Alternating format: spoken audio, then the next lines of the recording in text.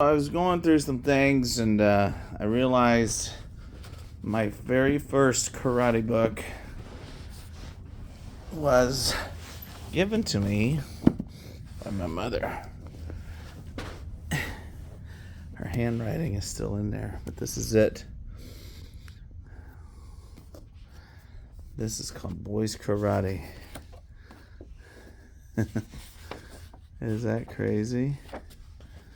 And so, in this, I remember as a kid doing all of these.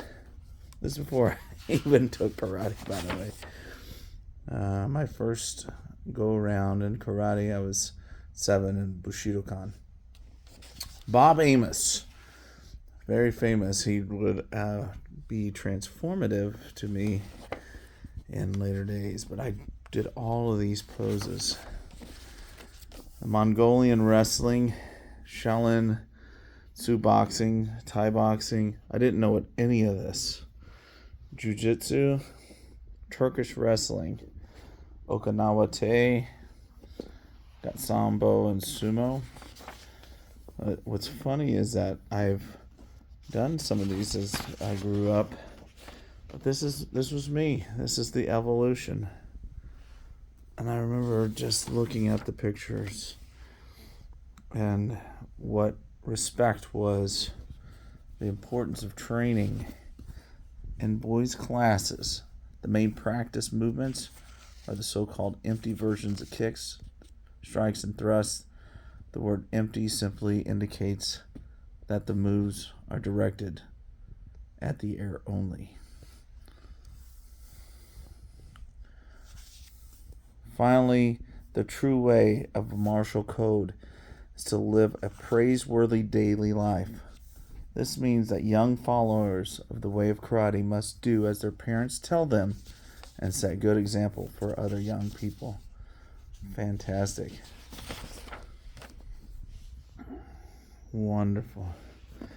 These exercises I used to do on a daily basis. It was funny. No instructor at that time. This is before Bushidokan. I used to do all of these things. Isn't that crazy? I still do these today, by the way.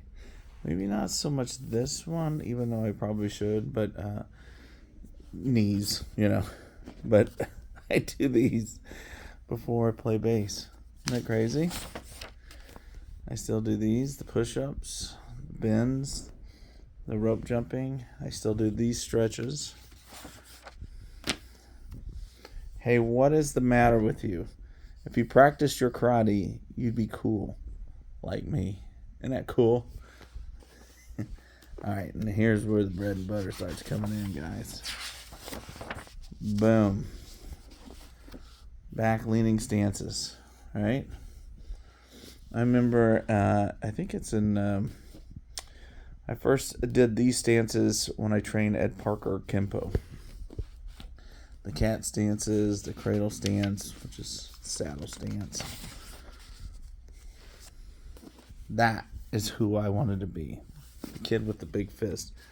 What's funny is that I have since understood the difference between this type of fist configuration to one where it's just like that. Not that. That. Maybe it's the boxer in me. I don't know. Anyway, I think it's pretty cool. And just going down memory lane here. But I remember doing these inverted fist strikes. You know what's funny? I still practice that on the bag. I got a Bob in the other room. But I still, the principle behind it, right? Where to place the hits. I mean, I don't know, very wonderful. Collarbone strikes, knife hand strike to the face, to the spleen. Whew. The elbow strikes, I still practice that. The two-handed thrust I always thought was cool. Not that I would probably use it, but I used to kick that high. That was me. This book definitely inspired me to do a lot, but all of these kicks,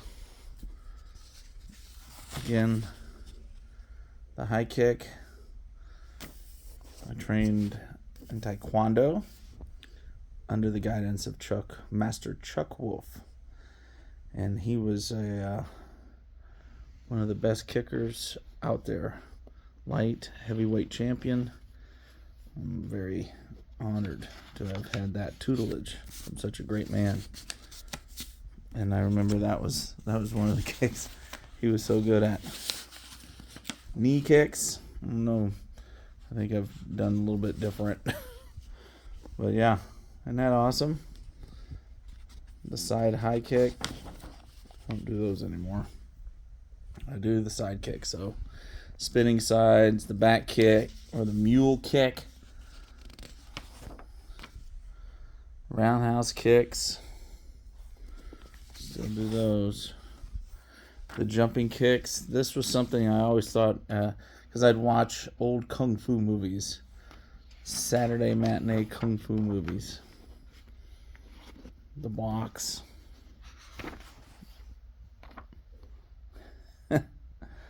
Yeah.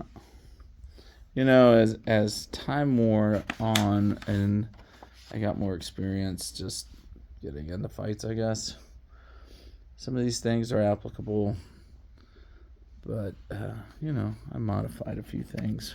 I remember my friend Melvin Green, we trained in Haganah, and we would talk about traditional martial arts and how we would be able to apply traditional martial arts to a real world experience. U.S. Army guy he was. He's a trained combatant. And we found that some of the applications, like kind of your chamber to your chest with your fist, not as practical. But we would go down, these are forms. Love it. But not everything was impractical. Like everything had its purpose, right? So the block in itself made sense. It's just the protection around your body. That's the thing we would kind of talk about. This book takes me way back, guys. I love that.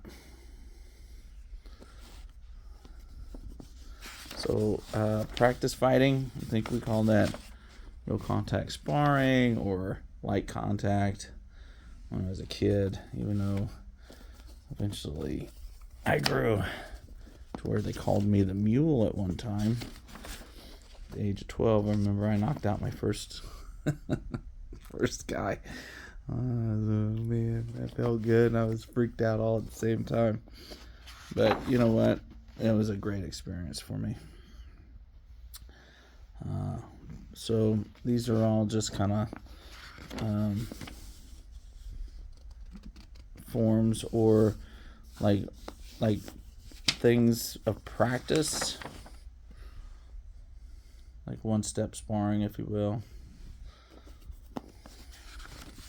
Self-defense. Faithful devotion to true karate leads one away from fights and danger, and correct karate discipline reveals itself so clearly in daily living that it is unnecessary to say, I am a student of karate. Unless this is the effect of your training, you are not doing as you should. Diligent karate man, however, you may sometimes need to protect yourself or others from harm. I love it, man. So these are all scenarios, and I practiced as much as I could.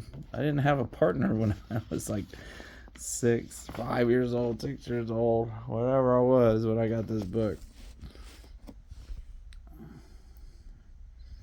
But I used to do this in fantasy. I'd sit in the yard.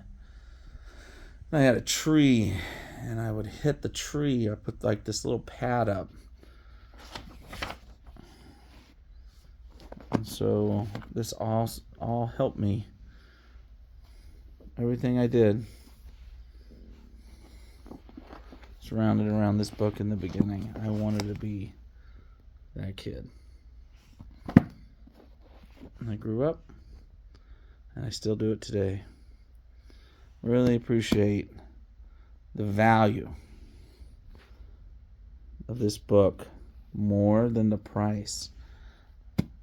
It was the gift that was given to me. It was invaluable. Even to this day, I feel as if I'm still that kid reading this book and practicing all the things from philosophy to movement. Guys, thanks for listening. Appreciate you.